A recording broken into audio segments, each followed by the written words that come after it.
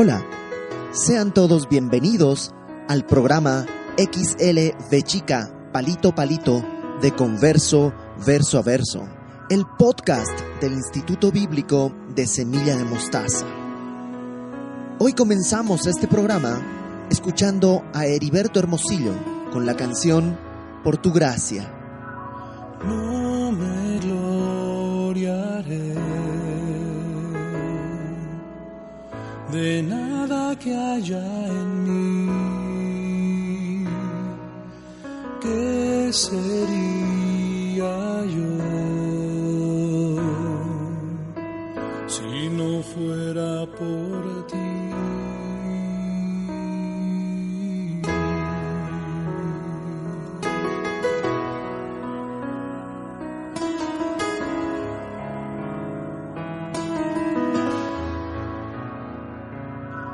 Nada hice yo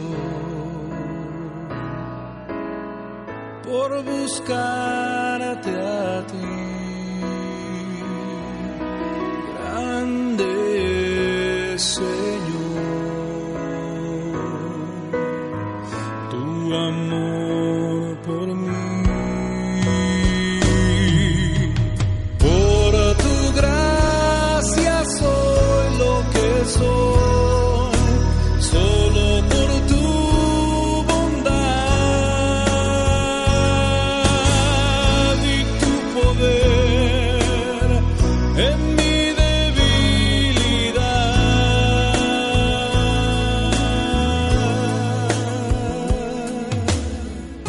La canción que estamos escuchando está incluida en el álbum de Heriberto Hermosillo, Por tu gracia. Este álbum lo puedes comprar vía iTunes o a través del portal de familiasemilla.com. El día de hoy estaremos platicando acerca de por qué en algunas iglesias hay gente que se cae. Además, divagaremos acerca de por qué Jesús vino hace 2000 años y no antes o después. Y por último, nos preguntaron nuestra opinión acerca del vapeador. Si al escuchar la palabra vapeador te quedaste sin saber qué es eso, bueno, querrás entonces que comencemos, así que comencemos.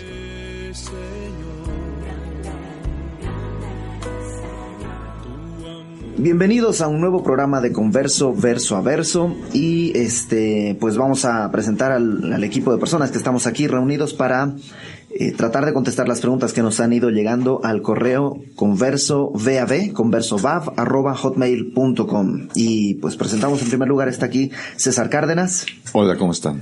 Está Isaac Espinosa. Hola, mucho gusto saludarlos. Dodo Robles. Hola, ¿cómo están? El infiltrado. El infiltrado. Es que le infiltraron en su mano una sustancia y... Estén orando por él. Josué Ayuso. Hola, ¿qué tal? Lenin Gutiérrez. Hola, amigos, ¿qué tal? Axel Aguada. Salam. Salam. Y Joel Aarón Araoz. Hola. Mi nombre es Sibert Cruz y pues arranquemos con la primera pregunta. Dice así: he visto que en algunas iglesias cristianas que en determinado momento el pastor hace oración por X necesidad o circunstancia y cuando pone su mano en la frente de algunas personas, estas caen al piso. ¿Es posible esto en todos los pastores o creyentes o solo en ciertas iglesias? ¿Qué propósito o significado tiene esta cuestión? ¿Para qué es? ¿Qué significa? ¿Por qué se da? ¿Ustedes lo han vivido? ¿Qué onda? Es que todos hemos visto, sobre todo en la tele, ¿no? Y hay videos de YouTube con fotomontajes ahí muy graciosos acerca de esta circunstancia, que un pastor ora por alguien y esa persona cae, ¿no? Una o muchas en algunos momentos, ¿no? ¿Alguien tiene algo que decir un poco sobre qué quiere decir esto o por qué se da? Bueno, se supone que es un tipo de obra del Espíritu, es lo que estas personas dicen, uh-huh, ¿no? Que cuando alguien cae de esa manera después de que le imponen las manos, bueno, al menos en la iglesia donde yo me congregaba, le llamaban caer en reposo. Ajá. No sé si, creo que Josué ha vivido experiencias similares, Algo parecido, pero tiene que ver con sanidad y ahorita les cuento. Okay. Ah, ok. Entonces, bueno, en la iglesia donde esa es la experiencia que yo tuve, ¿no? Ahí se decía, mira, está en reposo, ¿no? O sea, cayó en reposo, el espíritu la hizo caer en reposo. Y hasta donde recuerdo, se basan en experiencias como, por ejemplo, la del profeta Daniel, ¿no? Que cayó como muerto ante la presencia de Jesús, ¿no? Pero, bueno, recordamos que en el texto, más bien, ese era un signo de debilidad y era un impedimento para que Jesús pudiera tratar con Daniel cosas importantes que él quería tratar. Y de hecho en Daniel vemos que Jesús le fortalece para ponerse de pie de nuevo y poder escuchar el mensaje, ¿no? Entonces, bíblicamente, lo mismo le pasa a Juan. No vemos algo del Apocalipsis. Exacto. Le pasa a Juan también, ¿no? Entonces, al menos en la iglesia en donde yo estaba, como que apelaban a esas escenas como, mira, es que eso es como un indicio de que el poder de Dios está obrando en ti. Pero más bien, yo veo que bíblicamente es como un estorbo para Jesús, ¿no? Que nosotros seamos así de débiles, ¿no? ¿Alguien más que... Alex, tú has visto esto de alguna manera? Sí, en algunas ocasiones, y como dice Lenin, pues, digámoslo, como diría Chespirito, tomándolo por el lado amable, creo que tiene que ver con el deseo de muchas personas de tener una experiencia más profunda en su fe, en su relación con Dios, pero lo digo con mucho cuidado y respeto por los pastores que creen en esto, ¿no? Podemos caer en tratar de ser guiados por nuestras emociones y buscar experiencias que son extra bíblicas, ¿no? O mejor dicho, no bíblicas, ¿no? Aunque no estoy diciendo que un pastor que practica esto sea un hereje, simplemente es una práctica no bíblica, aunque probablemente algunos de ellos sí lo son, ¿no?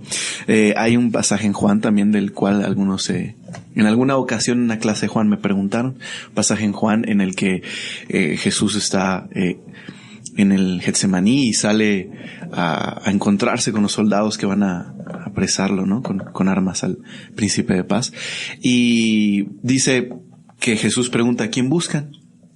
Y Jesús le dicen a Jesús. A Jesús. Y Jesús dice, pues yo soy. Y se caen todos para atrás, ¿no? Entonces, realmente no es una experiencia del Espíritu. Podría ser un despliegue del poder de Dios. Aunque el texto no es claro, igual y les dio miedo y se tropezaron. Aunque entiendo que es difícil por cuántos soldados eran y caen hacia atrás. Podría ser un despliegue del poder de Dios, pero en ninguna manera es una llenura del Espíritu Santo. Esos hombres no eran cristianos, no nacieron de nuevo, no fueron guiados por Dios. Pero estaban yendo a arrestar a Jesús, no a adorar a Jesús. Exactamente. Entonces no es una experiencia de ese tipo. También recuerdo que en alguna ocasión nos explicabas en el instituto que casi todas las personas que tienen un encuentro con el Señor, no ser llenas del Espíritu, sino que tienen un encuentro con Cristo, caen postradas a sus pies. Pero es diferente, ¿no? Que una manifestación de la llenura del Espíritu. Exacto. En ese caso, ¿no? Para adelante de rodillas. Una señal de humillación. Hasta eso es una señal de humillación. Yo creo que en general, ¿no? Podemos decir que no hay un fundamento bíblico para buscar esto, ¿no? No es una necesidad bíblica. Dios en ningún momento, ni Pablo en las cartas, te manda a vivir una experiencia de caerte con el toque de un pastor o algo así, sino el llamado siempre es a caminar en santidad, el llamado siempre es a buscar, pensar lo bueno, poner tu mira en las cosas de arriba, más que a una experiencia que durará unos minutos máximo, ¿no? Y en general, yo creo las personas que experimentan esto pueden ser que Dios en su misericordia les concede algún tipo de experiencia porque lo pueden necesitar, puede ser 1. 2, una especie de histeria colectiva, ¿no? O sea, si estás en un estadio y se empiezan a caer todos, probablemente algunos son sugestionados y se caen también. 3, la necesidad de llamar la atención muchas veces, ¿no? Muchas veces por la necesidad de llamar la atención participan en este tipo de cosas. O el deseo de encajar, suena como muy superficial, ¿no? Ese argumento, pero yo recuerdo que cuando un pastor oraba por alguien en esas reuniones en esta iglesia y la persona no se dejaba tirar, porque en realidad eso es lo que pasaba, se le veía mal a esa persona. Es como, mira, está resistiendo la obra de Dios. Ajá. O sí, Dios no la tiró porque no se merece esa experiencia. Algo, ¿no? exacto. Entonces, sí hay también, puede haber motivaciones, pues, carnales, ¿no? Alguna vez estábamos de invitados en alguna iglesia y sí, al final nos pasaron al frente y pasó el pastor ahí como tocando a todos para que se callaran y pues vino y me tocó y no me caí, y me tocó y me empujó y me quería hacer una llave prácticamente para tirarme porque no me caía y realmente no me caí, ¿no? Sí. Igual también en una ocasión fui a cuando recién estaba iniciando en Cristo hace como, ya tiene más o menos 6 años, fui a una iglesia y entonces en esta iglesia me dijeron, sabes, si estás enfermo pasa adelante, ¿no? Y pasaron todos adelante y todo. Y entonces el pastor empezó a orar por las personas, cosa que se me hace bien padre. Y entonces ya de pronto pues me puso la mano en la cabeza y me empujó la cabeza hacia atrás. Yo creo que esperaba que me hiciera para atrás, pero como yo no conocía eso, pues nada más mi cabeza hizo como se hizo como así, como chicoteó. Y me pasó el micrófono y me preguntó, ¿cómo te sientes ahora? Así como estamos diciendo que vas a ser sano. ¿Y cómo te sientes? Y me pusieron el micro enfrente de toda la iglesia. Ajá. ¿Qué querían que dijera? Pues no sé qué quería que dijera yo, sí, pues creo que sí, ¿no? Pero la verdad es ¿Y qué dijiste? Eso dije. Eso dije. Dije, creo que sí, pero yo dije, pues a lo mejor sí, chance y sí. Pero ya después de una semana que pasó el tiempo, dije que no, pues me sigo sintiendo igual, no pasó nada. Ahora está la cabeza ahí. Ahora ya tengo 2. Entonces, bueno, no sé si algunas personas realmente, como dices, experimentan eso, pero en mi caso personal, pues no pasó así. Uh-huh. Uno de los peligros que yo encuentro en este tipo de experiencias, dentro de los muchos peligros, es que creo que nace quizás en algunos movimientos, ¿no? Sobre todo en el pentecostalismo, del rechazo al uso de la razón en el culto cristiano debido a que la razón te estorba, ¿no? Sí. Entonces buscas una experiencia. Incluso el versículo de el conocimiento envanece, la letra mata, que son tomados fuera de contexto, claro. Se utiliza esto, ¿no? Claro. Como para algo es... Sí, claro, porque Pablo está escribiendo una carta diciendo eso, ni modo que él mismo diga, para nada sabe, nada sirve escribir, y él escribe, ¿no? Sí, creo que viene de eso, y tristemente son prácticas que vemos, pues sí, en el chamanismo y en la hipnosis, ¿no? Son cosas comunes.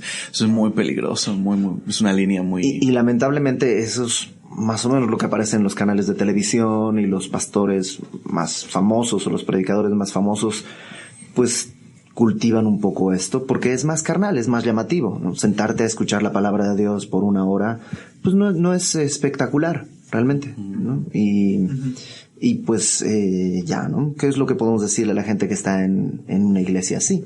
Pues que ore. Dios puede usar incluso estas cosas, Dios no está peleado, no está amarrado en ningún momento. Y Dios acomoda a los miembros del cuerpo, cada uno donde Él quiere. Yo le animaría a lo mejor a solo ver que la obra del Espíritu Santo no tiene que ver con eso, necesariamente, sino más bien con los cambios en su vida a través de someterse en obediencia a lo que la Biblia enseña, ¿no? Exacto. Eso es ser lleno del Espíritu Santo realmente. Ok. ¿Alguien quiere decir algo más al respecto? Vamos con la siguiente pregunta. Dice, buenas tardes. Platicando con un amigo me preguntó por qué Jesús tuvo que venir hace 2000 años y no ahora. O por qué no vino antes. ¿Había profecías que cumplir antes de su venida? ¿O qué es lo que condicionaba o condicionó su venida a la tierra? La pregunta no es sobre la existencia o la realidad de la venida de Jesús, sino sobre el tiempo en que vino. ¿Qué es lo que piensan? Tito dice algo ahí, Tito o Timoteo dice algo interesante, ¿no? ¿Alguien lo recuerda? Que en el cumplimiento de los tiempos... Es Gálatas, ¿no? Justo estaba buscando. Gálatas dice que el cumplimiento de los tiempos. Gálatas 4:4. Dios es quien terminó el momento del cumplimiento del tiempo. Cristo también dijo eso.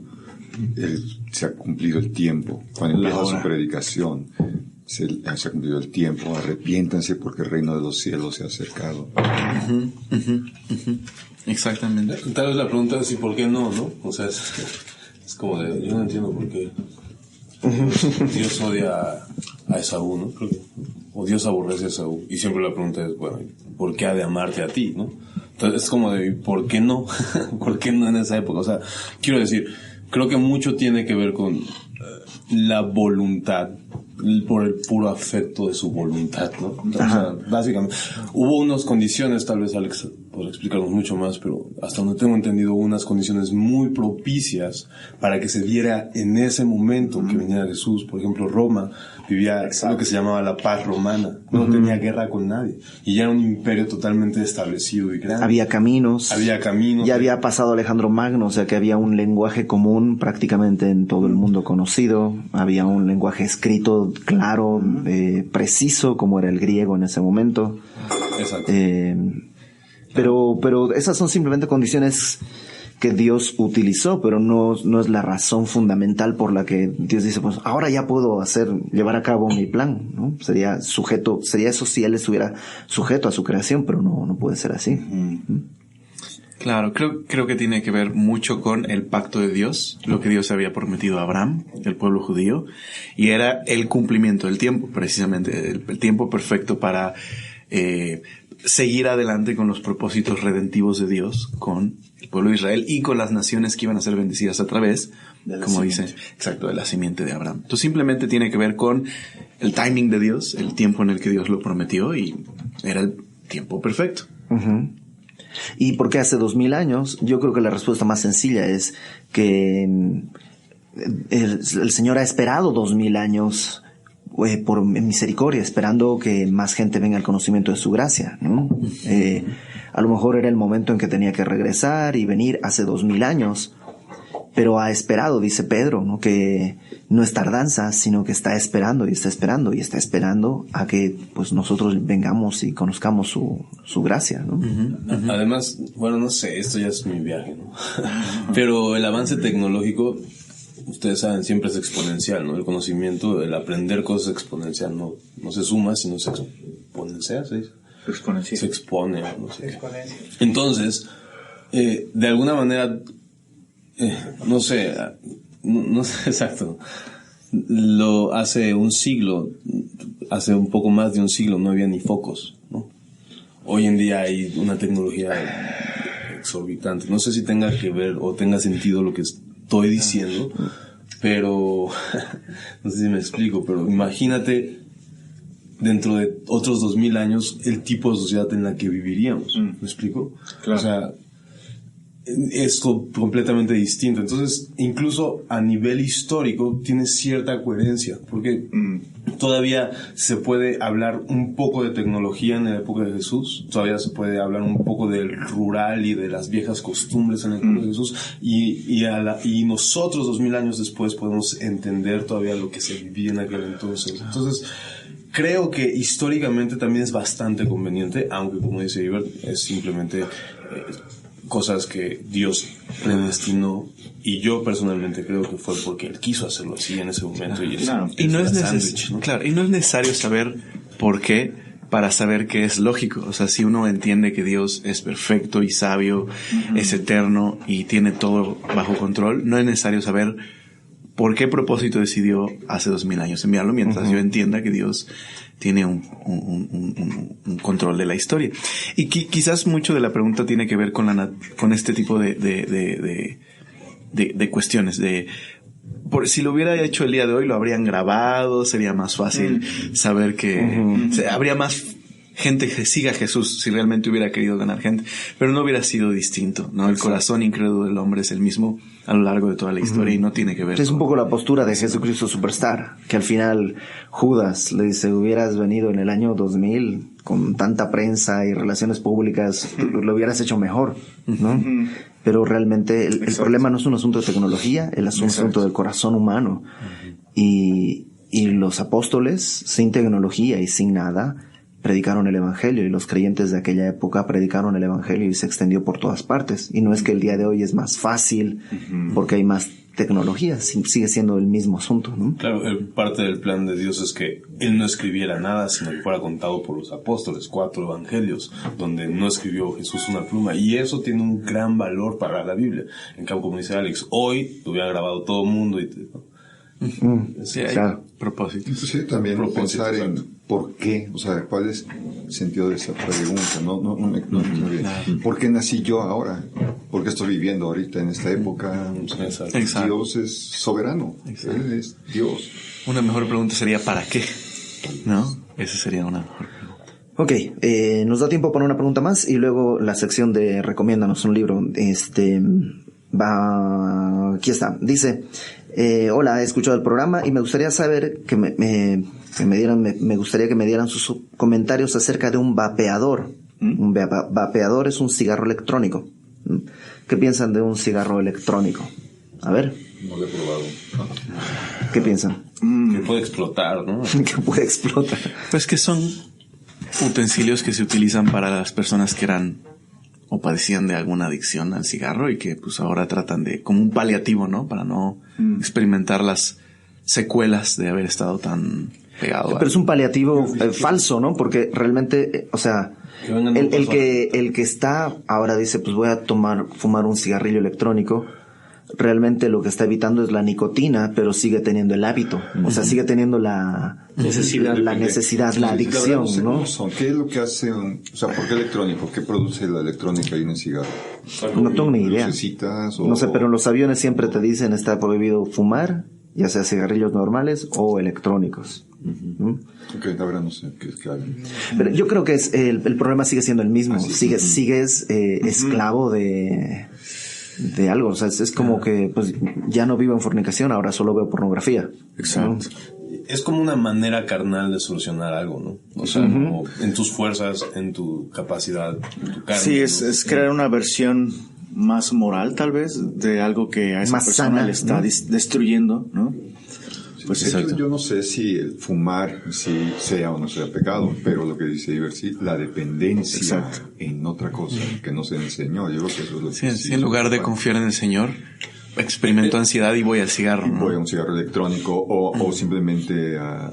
No sé, Y es lo que decía Pablo, ¿no? Decía, todo me es lícito, pero no me dejaré dominar de nada, ¿no? Entonces, si estás siendo dominado por un cigarro de tabaco o por un cigarro electrónico, sigue siendo pecado, ¿me explico? O sea, estás siendo adicto de todas maneras y esclavo de algo, Claro. ¿no? Entonces, yo creo que, no sé, la onda es buscar el poder de Dios para transformar esa área, ¿no? O sea, Aparte el cigarro tiene que ver con a veces crear cierta imagen, ¿no? Bueno, por lo menos si viviéramos todavía en 1900, 800, donde era... Exacto, eras como el gentleman, ¿no? Tomando su pipa. Pero ahora tiene que ver más con verte cool, o los hombres verse masculinos, o verte como yo soy rebelde, o yo tengo la libertad de hacer esto. Es una imagen no favorable para... Y no lo menciona en su pregunta, pero no sé si él lo está haciendo por querer dejar el cigarro o si nunca había fumado y tal vez tiene como quiere el asunto. Estaba leyendo ahorita un poquito, el cigarro electrónico sí libera, o sea, a través de unas resistencias que se calientan, un líquido que puede liberar nicotina o solamente vapor, olor, ¿no? De alguna esencia de algo. Pero una de las cosas que dicen es que pues si no has fumado y empiezas con esto, probablemente después requieras, o sea, si estás en pequeñas dosis de nicotina, eso te lleve a buscar más y entonces te pases al cigarrillo, ¿no? El tabaco convencional. Entonces, si no lo has hecho, pues no busques meterte tú mismo en una adicción, ¿no? Y no creo que sea pecado, pero pues no se trata de... Pero puede ser bueno o malo, ¿no? Yo creo que probablemente no es pecado en sí mismo, pero a lo mejor es pero pequeño. Puede ser o pequeño, o puede ser una puerta para otro tipo de cosas, ¿no? Puede ser una distracción para, o sea, si en esa área estás débil, probablemente hay otras áreas en las que sí hay un problema más serio, ¿no? Claro. Por las cosas que dice Alex, ¿no? El cigarro el día de hoy está asociado con cierto tipo de vida, con cierto tipo de estatus, de imagen, con la que realmente un cristiano no tiene por qué ser asociado. ¿Por qué querrías ser asociado con cierto tipo de imagen? No es una forma de presentar tu cuerpo en sacrificio vivo y santo al Señor. Es lo que comentabas ahorita, quizá pueda ser la otra parte que quiere usarlo para dejar el vicio, digamos, la dependencia de un cigarro de veras. Entonces, como que atenuarle un poquito. Tal vez, no sé si gastes menos con uno que te dure más tiempo. Y a veces las objeciones a esto viene, bueno, ¿por qué el cigarro no, pero el café sí? Pero siento que ese tipo de cosas son como... buscarle 3 pies al gato. Tiene que ver con 4, ¿no? Tiene que ver con las motivaciones del corazón. O sea, como sirve de algo. Yo fumaba cuando recibí al Señor y me costó trabajo dejarlo. Y lo intenté, en serio, lo intenté en mis fuerzas. Y decía, ya no voy a fumar. Pero después de unos días, mi carácter se notaba bien diferente. Por favor, agárrate un cigarro. Mi esposa, Rita, no le gustaba que yo fumara y me decía, ¿por qué no sales, te echas un cigarro y luego regresas? Ya regresaba yo feliz, ¿no? Esa era una dependencia que a mí me incomodaba mucho. Claro. Y realmente como dejé fue un día orando, así pidiéndole al Señor, al Espíritu Santo, que me librara ya de eso, y de allá para acá no fumo. Claro. Dice, dejé el cigarro, pero ahora tengo los habanos, ¿no? Ahora uso Sí, habría que preguntarse qué está detonando el que fumes, ¿no? O sea, si es estrés, ¿no? Si es un gusto, ¿no? O si es para digestión, he escuchado, o para quitarte el frío, ¿no? Cosas así. Pero pues existe un suéter y existe Pepto. Hay mejores cosas. Puedes salir a caminar 5 minutos y es más sano. Pepto y ya. Sí. Una coca y ya. Puedes salir a la calle y darte una bocanada de aire. Tiene suficiente contaminación en el DF, sí. Exacto. Y es lo quiere meterse más plomo a los pulmones aquí en esa ciudad. Y es lo mismo hay más gente que se ha muerto por tomar coca que por fumar, pero no es el punto. Por decir, si fuera eso el argumento. Yo tengo mi teoría al respecto sobre esas teorías. Exacto. Son pues, pues yo creo que Dios nos ha llamado a libertad y a glorificarle. Y a veces hay cosas que no son en sí mismas malas, pero pueden generar por lo menos dudas en las personas alrededor. Y pues estamos llamados a glorificar a Dios, no a deleitarnos en cosas que aunque en sí mismas no sean malas, podemos renunciar por amor a otros. Claro. Y no busques la ayuda en eso, sino más bien en Cristo, ¿no? Exactamente. Sí, recordar que existe el ministerio de Un Paso a la Libertad si es que estás lidiando con alguna adicción, ¿no? Con el buen... Sábados a las 6 de la tarde, acá en Semilla. Ok. Pues vámonos a la sección de Recomiéndanos un libro. Recomiéndanos un libro. Ok, el día de hoy el libro nos lo va a recomendar Lenin Gutiérrez. Platícanos, Lenin, ¿qué libro, de qué autor y un poquito de qué se trata, ¿no? Bueno, un libro que me regalaron, por cierto, de hecho creo que es un poco difícil conseguirlo, pero es recomendable. Se llama Meditaciones en los Salmos. ¿Te lo regalaron o te lo robaste? Porque si es difícil de conseguirlo, es sospechoso. Bueno, la línea es un poco borrosa porque primero me lo prestaron. Y fue difícil conseguir que me lo regalen. Es difícil conseguirlo. Sí. No, la verdad, muchas gracias a mi hermanita Fanny que no sé si obligada por el tiempo, así de ya quédatelo. Hablando de morir a lo suyo. No, es un libro difícil de conseguir, se llama Meditaciones en los Salmos y es de C.S. Lewis y es más un tipo de notas devocionales sobre los salmos y especialmente algunos temas a veces un poco controversiales. O sea, como que C.S. Lewis empezó a leer los salmos, ¿no? Y empezó a encontrar cosas como que de pronto todos nosotros decimos, ¿por qué está esto aquí? ¿No? Y entonces él empezó a investigar sobre el tema, a meditar en el asunto y a tomar notas, ¿no? Y quiso él simplemente compartir como sus hallazgos. Él mismo aclara al principio, no ser una autoridad en cuanto a los salmos, y escribe simplemente como un creyente que encontró cosas muy valiosas en los salmos y algunos retos también, y simplemente se dio a la tarea de hacer notitas y compartirlo. Entonces, no es un estudio exegético. No lo es. De hecho, Lewis, he leído un poco de Lewis, a diferencia de Alex, que seguramente ha leído un poquito más. He leído su autobiografía, Sorprendido por la Alegría, y en este libro también encontré esa misma como ¿cómo decirlo? Ese mismo estilo de escribir que pareciera que más bien estás platicando con alguien. Entonces, aunque su idioma a veces puede ser como muy pulcro, ¿no? Como muy refinado, la manera de expresar sus ideas es muy conversacional, no sé si así decirlo. Era un converso pre-converso. Exactamente. Entonces es un libro bonito. Un capítulo muy interesante del libro, es aquel en el que trata sobre los salmos imprecatorios. De hecho, es un capítulo que lo leí yo creo que unas 2 o 3 veces, porque hay como conclusiones y comentarios muy, muy valiosos de ahí. Ok.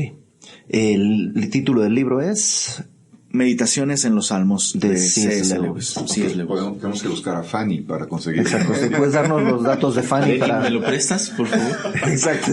No. Bueno, señores, hasta aquí llegamos el día de hoy y nos escuchamos en una próxima oportunidad.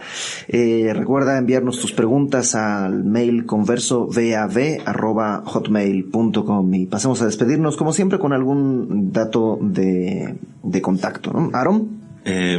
En Facebook estoy como JAAT y adiós. Alex.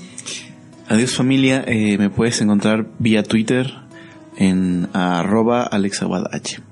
Lemmings. Adiós amigos, me pueden encontrar en Twitter en @Lenux_Reloaded y no sé cuándo vaya a salir ese programa, pero queremos invitar a todos a la conferencia de adoración de este año en Semilla de Mostaza, México, 28 y 29 de agosto del 2015. Tendremos como invitados especiales a Héctor Hermosillo y a su hija Melissa Hermosillo dirigiendo la alabanza. Ella estará.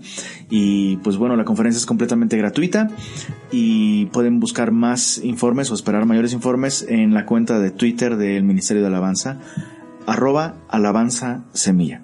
De cualquier iglesia, de cualquier ministerio. Sí, la invitación es para todos los ministerios de alabanza de cualquier iglesia, no tienes que ser de Semilla. ¿Hay inscripción o algo así, aunque sea gratuito? Sí, de hecho hay que registrarse y pueden verificar en la cuenta de Twitter de la alabanza Semilla cómo es que hay que registrarse. No sé si anunciar la página de una vez. Pues sí, hay página de anuncios. ¿Pero cuándo va a salir esto? No sale esta semana, ¿no? No. De hecho, creo que va a salir después de la conferencia de adoración. Este programa es de septiembre. Ok. Vamos a editar esto, ¿no? Oh, Dios mío. Va, ya, ok. Sí, no lo repito.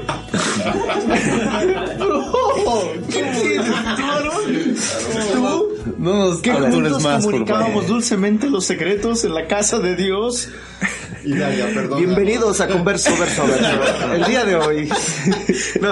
Sí, pueden buscar mayores informes para la conferencia de adoración en alabanzasemilla.com. Alabanzasemilla.com. Ok. Sumado a todo el collage que tenemos aquí atrás, ahí está la información. Eso va a ser un prank, Josué Ayuso. Pues me pueden contactar aquí en Semilla, en el Salón de Usos Múltiples los domingos. Dodo Robles. Me pueden encontrar en Twitter como @Dodo Robles. Isaac. Mi Twitter es @perodios y hasta la próxima. César Cárdenas. Podemos ver aquí en la iglesia. Hasta luego. Mi nombre es Ibert Cruz. Recuerda @Ibert Cruz en Twitter. Y recuerda seguirnos en Twitter como Converso VAB. La página de Facebook también Converso VAB. Y ya. Eso es todo. Nos vemos. Adiós. Adiós. Bye.